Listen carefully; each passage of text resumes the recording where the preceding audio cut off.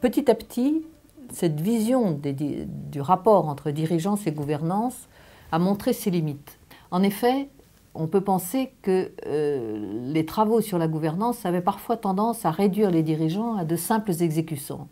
Ceux qui sont responsables de la stratégie, ceux qui sont responsables de leur capital parce qu'ils prennent des risques, étant les gouvernants, ceux qui représentent les actionnaires au sein du conseil d'administration ou du conseil de surveillance, les dirigeants en quelque sorte étant chargés de mettre en œuvre la stratégie adoptée par les responsables de l'entreprise au sens actionnarial du terme. Il est très difficile de penser alors que les dirigeants ne sont que de simples exécutants.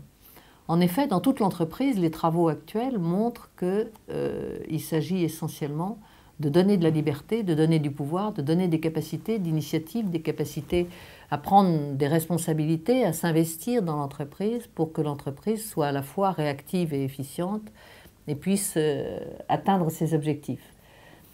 Les dirigeants ont donc besoin d'une marge de liberté. Les dirigeants prennent de toute façon cette marge de liberté. On parle parfois de l'enracinement des dirigeants, qui est bien une façon d'asseoir leur pouvoir à l'intérieur de l'entreprise et vis-à-vis des actionnaires, de façon à pouvoir influer sur la marche de l'entreprise et sur la mise en œuvre de la stratégie.